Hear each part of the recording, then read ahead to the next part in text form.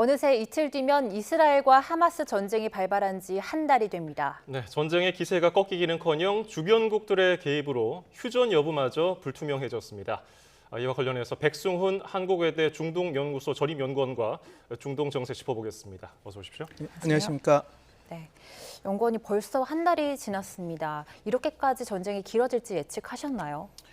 이렇게 장기전으로 갈지는 그 누구도 예측하지 못했지만 전 개인적으로 중기전 이상은 갈 거라고 생각했습니다. 왜냐하면 그 하마스의 이번 공격이 역대급으로 가장 많은 민간인 피해자를 낳았거든요. 네. 그렇게 되면 이스라엘 입장에서는 어떤 응전을 해야 됐고 또 이스라엘 그 방위군의 목표대로 하마스를 괴멸하는 수준까지 되려면 아니면 재기하기에 오랜 시간이 걸릴 정도의 타격을 하기 위해서는 어느 일정 정도 주둔을 하거나 아니면 전쟁을 끌어가야 됐던 상황이었었기 때문에 단기적으로 끝날 수는 없는 상황이었죠. 네. 예, 지금 저렇게 부상자와 사망자가 크게 늘어난 데는 민간인 숫자가 거기 많이 포함되어 있기 때문에 그런 건데요. 병원이나 학교, 구급차까지도 지금 공격을 당하면서 이게 처음에는 이렇게 어느 쪽을 지지하던 사람들도 결국은 이거는 전쟁으로 인해서 이게 전쟁 범죄 아니냐 이런 우려가 커지고 있던데 어떻게 보세요? 이게 아주 그냥 전형적인 이스라엘 하마스 분쟁의 그 과정입니다. 처음에 하마스가 그런 폭탄 테러나 어떤 테러적 행위를 하면 이제 국제사회가 다 하마스에 대한 비난으로 가죠. 그러면 이제 정의로운 전쟁론에 기반해서 이스라엘이 하마스의 가자 지구에 진격을 해서 전쟁이 시작됩니다. 근데 문제는 지금 전쟁의 이제 주요 그 격전지인 가자시 자체가 77만이 살고 있는 도시거든요. 예. 그러면 아무리 그 이스라엘 군이 정밀 폭격을 한다, 군사 작전을 조심히 한다 하더라도 거기 77만 명이 살고 있는 그 지역이기 때문에 그냥 가자를 전체로 하면 세종시만한 지역에 인구 230만 명이 살고 있는 아주 밀집된 지역이기 때문에 예. 부수적 피해, 민간인 피해가 날 수밖에 없거든요. 그럼 그렇게 되면 전쟁 범죄 이런 것들에 대한 것들이 자꾸 이야기가 나올 수밖에 없죠. 특히 이제 이스라엘은 집속탄이나 백린탄을 사용을 합니다. 근데 집속탄이나 백린탄은 불법 무기는 아닙니다. 제네베 협약 내에선. 그러나 단 민간인이 거주하는 지역, 민간인이 많이 사는 지역에 그런 무기를 사용하는 것은 불법입니다. 예. 국제법에서. 그러다 보니까 이제 지금 전쟁이 진행되면 될수록 또 그 말씀드린 대로 가자시 자체가 시가전일 수밖에 없기 때문에 전쟁 범죄 얘기가 계속 나오게 되는 것이죠. 네. 그런데 이 민간인 피해자 중에서 어린이나 여성까지 포함이 돼 있어서 또 국제사회의 공분을 사는 거잖아요. 국제사회에서 이거를 제재할 대응 방안이 없는 건가요? 물론 국제기구에서 유엔 총회 결의안이나 유엔 안보리 결의안이 있긴 있습니다. 그리고 최근에도 그래서 유엔 총회 결의안에서 임시 휴전을 해라라고 이렇게 이야기를 했죠. 다만 이게 어떻게든 그 큰 구속력이 있는 것이 아니기 때문에 특히 이런 전시 상황에선 이스라엘 입장에서는 이건 안보 문제다 하면 자기가 자기 결정권에 의해서 그걸 계속 진행할 수 있는 것이거든요. 그래서 이게 쉽지 않고 유엔 안보리에서 결의안이 올라간다 하더라도 채택되기가 쉽지 않은 게 미국이 아마 거부권을 행사할 확률이 높기 때문에 국제사회에서 어떻게 이렇게 막기가 쉽지 않은 것이죠. 예. 그래서 최근 유엔 고위직 그 관리도 자기가 사직을 했지 않습니까? 예. 사직서를 내면서 그 사퇴의 변이 우리 기구는 아무것도 이 상황에서 할 수 없다. 그리고 미국과 영국에 대해서 강력하게 비난을 했죠. 어떤 그런 한 목소리를 내지 않아주는 거에 대해서. 근데 그런 것이 이걸 이야기해주고 있는 것 같습니다. 쉽지 않음. 국제기구에서 어떤 이스라엘에 대한 압박을 할 수 있는 그런 카드가 많지 않다라는 게 사실이죠. 예. 더 걱정되는 거는 지금 이란과 가까운 레바논 헤즈볼라 지도자도 처음으로 연설을 하면서 전면전을 시사했단 말이죠. 이게 실제로 행동으로 옮길 가능성은 어느 정도나 있을까요? 나스랄라가 그런 성명성을 이야기를 했는데 저는 그 가능성은 좀 낮다고 봅니다. 예. 왜냐하면 지금 이스라엘 이제 일부 강경 군부의 이야기긴 하지만 오히려 이게 확전되기를 원하는 목소리도 크거든요. 왜냐하면 지금 4차 중동전 그 이후에 처음으로 예비군까지 다 소집해서 총 전력을 지금 구축하고 전쟁을 준비한 상태입니다. 그래서 이 상황에서 차라리 하마스, 헤즈볼라 이 모든 이스라엘에 대해서 안보 위협을 했던 세력들에게 이번에 한번 제대로 응징을 해야 되겠다라는 그리고 국민들이 이번에 크게 1,400명 이게 역대급으로 많은 희생자가 난 사건이거든요. 예. 그래서 이 국민 여론이 지금 정부에 대해서 전쟁에 대해서 옹호하는 입장이라서 지금 입장에서는 이스라엘은 강경 대응하기가 좀 쉬운 상황이라서 지금 헤즈볼라가 그런 식으로 선전을 하고 이야기를 하고 있지만 이게 자기네들도 만약에 이스라엘이 진짜 개입을 해서 그 레바논이나 이런 쪽으로 진격을 한다 그러면 큰 피해를 입을 거기 때문에 그게 쉽지 않습니다. 심지어 지금 또 미군도 항모 전단을 2대 배치하고 그 항모 전단을 운용할 수 있는 2,000명 그 병력을 포함해서 미국이 간 그 전력이 그냥 어떤 그 블러핑 그냥 보여주는 것이 아니라 실제 문제가 되면 자기네들이 개입하겠다고 누차 얘기를 했기 때문에 그리고 그 IRGC 이란 혁명 수비대와 그 헤즈볼라에 대한 경고를 했기 때문에 아마 이게 실제 전면전으로 가기에는 그렇게 쉽지는 않을 겁니다. 네, 윤건님 방금 말씀하셨듯이 헤즈볼라도 그렇고 후티 이런 친이란 무장 세력이 점점 공세 수위를 높이고 있잖아요. 이렇게 되면 이스라엘 대 반이스라엘 이런 전선이 확대될 가능성도 있는 건가요?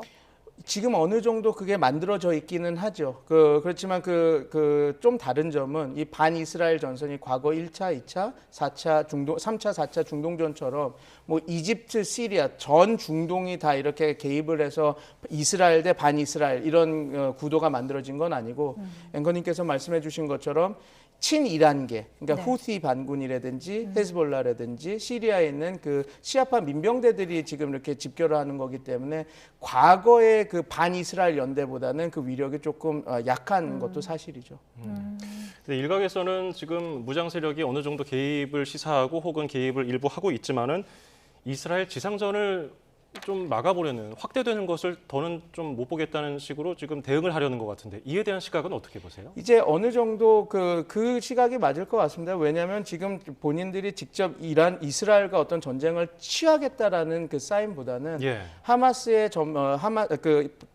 대한 이스라엘 공세, 그다음에 그 가자 지구에서의 지상군 투입, 그다음에 그 전쟁이 격화되고 있으니까 그거에 대해서 어떤 지렛대, 레버러지를 보여주기 위해서 이런 이야기들을 하고 있는 것이죠. 네. 이란과 그쪽 친이란계 그 세력들이요. 네네. 네, 지금 미국에서도 계속 인도주의적 교전 중단을 제안하고 있는 것 같은데 계속 이스라엘에서는 난색을 표하고 있잖아요. 이건 좀 교전이 이제 중단될 가능성은 좀 물 건너갔다고 봐야 되는 건가요? 지금 상황에서는 그렇습니다. 왜냐하면 이게 이렇게 보시면 됩니다.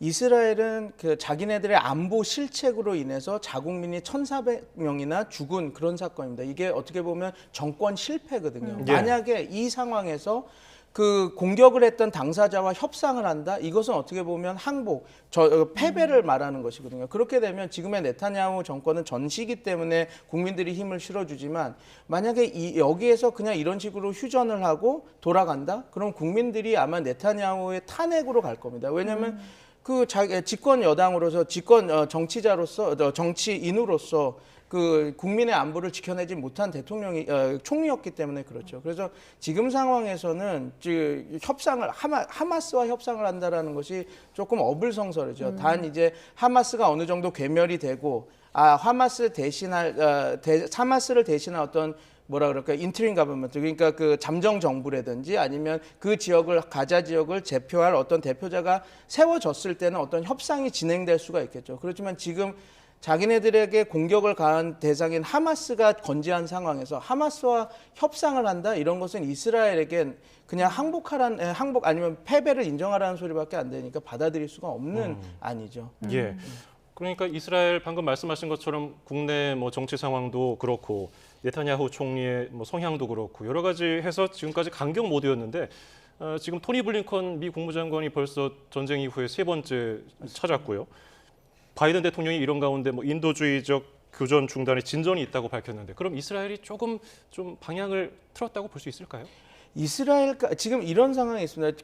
블링컨 이제 국무장관이 가서 라피드 제1야당 대표를 만났거든요. 예. 어떤 얘기를 했는지는 우리가 잘 모르나 여러 가지 미국 매체에서는 네타냐후 이후까지 얘기를 했다. 그래서 네타냐후에게 이 관련한 사항을 조금 들어라 이런 얘기까지도 했다라는 얘기들이 나오거든요. 이건 카더라 통신이고 그 매체에서도 그냥 이런 이야기가 있었다고 하는 거지만, 근데 무슨 말이냐면 지금 미국은 최선을 다해서 이제 확전이 되는 걸 막으려고 하고 있고, 근데 예. 반대로 그럼 이런 상황이 되면 집권 여당인 특히 네타냐후와 그 보수 연정은 이제 자기네들의 그 콘크리트 지지층을 유지하기 위해서라도 강경하게 이렇게 나갈 수밖에 없는 상황이 될 수밖에 없거든요. 그래서 지금 미국의 입장은 어느 정도 좀 그 이 사안을 조금 그 뭐랄까 안정화시켜서 해결해 보자는 쪽으로, 물론 이제 하마스의 격퇴는 어느 정도 이스라엘에게 그를 응원하고 있지만, 그래서 이런 좀 약간 그 미국의 스탠스가 조금 어떻게 보면 좀 모순이 있는 점도 분명히 있거든요. 왜냐하면 그 하마스에 대한 군사작전을 다 오케이 하면서도 하마스와 휴전협정을 이렇게 미는 그게 조금 이렇게 맞지가 않아서 그렇죠. 예. 이런 것들이 지금 어떻게 보면 지금 이 휴전협상이 되기가 쉽지 않다라는 걸 보여준 하나의 반증이라고 저는 생각해서 이게 쉽지는 않을 거라고 저는 판단하고 있습니다. 휴전 협상은요. 네.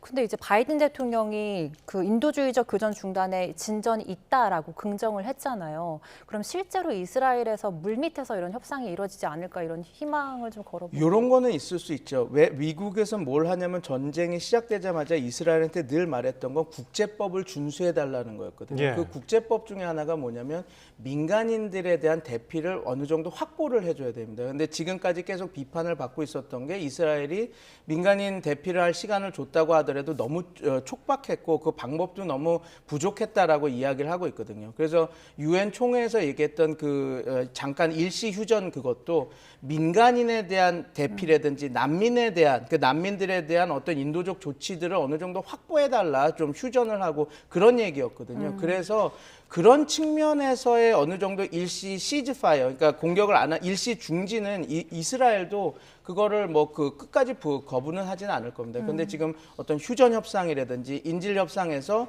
조금 더 이스라엘이 더 많이 양보하는 쪽의 그 협상이나 이런 것들은 진행되기가 좀 쉽지 않은 상황입니다. 예.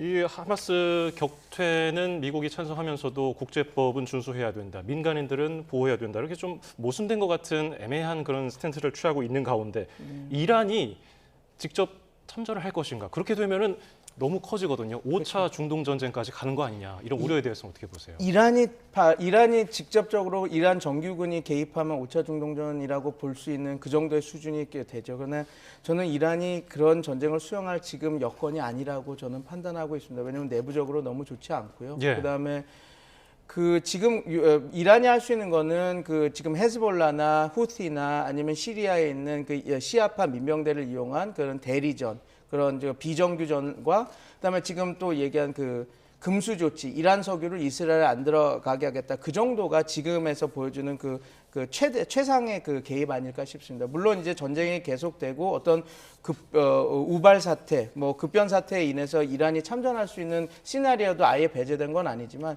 지금 미국이 항모 전단 2대를 배치하고 있고 압도적인 전력 우위는 지금 확보한 상태거든요. 이스라엘과 미국 연합 세력이요. 그래서 이란이 그냥 무작정 확전을 한다라고 하는 것은 어떻게 보면 패배할 전쟁이 뻔한데 들어가는 형국이기 때문에 이란도 그 정도의 리스크를 감행해서 하기에는 이란이 얻을 수 있는 유인이 그렇게 많지 않기 때문에 그렇게까지 이란군이 전면적으로 들어가서 같이 참여할 수 있는 그런 확률은 좀 낮다라고 그렇게 판단하고 있습니다. 네. 아까 위원님이 만약에 이스라엘이 휴전을 지금 선언하면 총리의 뭐 퇴진이나 탄핵까지 이루어질 수 있다 이렇게 말씀을 하셨는데 그런 내부 정치적 위험이 있죠. 네. 이스라엘 내부 정치 안에서는요. 네. 근데 현재 지금 이스라엘에서는 네타냐후 이스라엘 총리 퇴진하는 대규모 시위도 열리고 있다고 해요. 그래서 내부 지금 여론이 어떤지를 좀 궁금한데요. 지금 그 하마스와의 전쟁에 대해서는 전면적으로 지지는 합니다. 왜냐하면 이게 어떤 자국민에 대한 큰 그 위협이었고 그리고 그 살상이었기 때문에, 그리고 또 그런 과거의 그 트라우마를 건든 사건이었거든요. 네. 예를 들어서 키부츠에 와서 그 하마스 대원들이 어린아이와 노인을 납치해가는 그 모습들 이런 것들이 그 2차 세계대전 나치가 최종 해결안을 할 때 그 개토로 끌고 가던 그런 모습들이 연상돼서 국민들한테는 이 전쟁은 꼭 이겨야 된다, 우리가 지켜야 된다라고 하는 그런 뭐라 그럴까요? 그런 것들이 모여졌습니다. 그러나 단 네타냐후 총리에 대해서는 지금 분노가 많죠. 왜냐하면 어찌 됐건 이 전쟁이 치러지기 이전에도 네타냐후에 대한 불만이 네. 많았었고 있었죠. 또 지금 어찌 됐건 1,400명이 죽게 되는 이건 안보 실패이기 때문에 네. 이런 문제. 그렇기 때문에 네타냐후 총리도 이 전쟁을 그냥 유야무야로 끝내면 안 되는 그런 요인들이 있는 겁니다. 이걸 좀 확실히 자기가 어떤 행동을 취해서 하마스를 격퇴했다라는 어떤 전과를 올리지 않으면 이제 이 전쟁 이후에 본인의 그 정권 안정화에서는 큰 문제가 직면하게 될 겁니다. 예, 지금 러시아 우크라이나 문제도 여전히 진행 중이고요. 중동에서도 이렇게 전쟁이 더 확전된다면은 미국으로서는 셈법이 굉장히 복잡할 것 같아요. 지금 바이든 대통령 내년 대선을 앞두고 있고요. 미국은 어떤 태도로 임할 것 같습니까?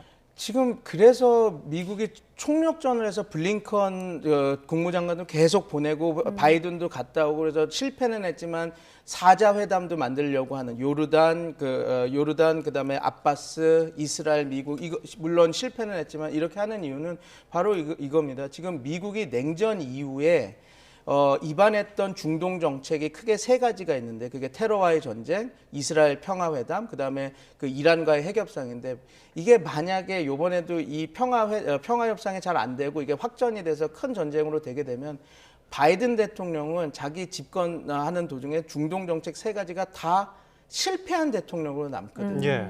그렇게 되면 이게 다음 대선에 갔을 때 되게 불리하게 작용할 겁니다. 그래서 이미 일부에서는 만약에 이걸 막지 못하면 이제 다음에는 이제 트럼프한테 넘어갈 거다. 물론 이제 공화당에는 지금 누가 대선 후보로 나올지는 모르지만요. 그래서 네. 그런 이야기가 나오고 있기 때문에 총력전을 다 하고 있는 거기 때문에 지금 어떻게 보면 되게 걱정스러운 시선으로 지금 이걸 계속 보고 있겠죠. 근데 지금 이 워싱턴에서도 이런 얘기는 나오고 있습니다. 이스라엘이 바이든 행정부, 미국의 입장을 다 들어주지 않을 것이 분명한데 너무 많은 위험을 거기다 건 거 아니냐. 만약에 이스라엘이 우리는 미국 너네들 원하는 대로 갈 수가 없어. 그래서 우리는 더 확전을 할 거야라고 했을 때 그렇게 된다면 바이든 행정부는 되게 어떻게 보면 면이 안 서는 일이 지금 중동에서 벌어지게 되는 거거든요. 예. 네. 지금 이스라엘이 쉽게 물러날 것 같지는 않은데요. 하마스의 전면 해체를 목표로 하고 있는 만큼. 그래서 만약에 하마스의 기세가 약해진다면 추후에 가자지구 통치는 어떻게 이루어질 거라고 전망하세요? 지금 그게 아직 결정이 안 된 상태에서 전쟁에 들어갔고 그래서 그 이스라엘도 한 2주 아실 겁니다. 전쟁 개전하고 나서 2주 동안 그러니까 지상군 파견이 들어간다 만다 이렇게 얘기가 되는데 못했던 이유는 이유를 지금 어떻게 할지 아직 결정이 안 나서 그렇습니다. 그래서 하마스를 축출하고 나서 이스라엘군이 주둔을 상당히 오래까지 하면서 안정화를 시킬 것인지 아니면 하마스 축출 이후에 거기에 그 잠정 정부를 거기 가자지구 내 세력으로 해서 세울 것인지 아니면 지금 서한지구에는 아바스 행정부가 양 지역을 다 관할하게 할 것인지 그런 여러 가지 선택지가 있는데 아직 특별히 가타부터 결정난 사항은 없거든요. 미국도 그거에 대해서 어떻게 할 거다 얘기한 것도 없고 그렇기 때문에 이제 지금 여러 가지 문제가 오히려 전쟁도 지금 문제지만 전쟁 이후에 어떻게 흘러갈까도 되게 큰 문제점으로 많이 날 것 같습니다. 왜냐하면 두 개의 국가론이 유효하다면 가자지구도 대표할 누군가가 있어야 되는데 그 누군가가 누가 될지가 또 그 이후 그 평화 프로세스의 중요한 하나의 그 변수가 될 수가 있어서 그렇습니다. 예. 자, 지금 악화일로인 중동 정세 앞으로 어떻게 펼쳐질지 우려가 큽니다. 오늘 도움 말씀에 백승훈 한국외대 중동연구소 전임 연구원이었습니다. 말씀 고맙습니다. 감사합니다.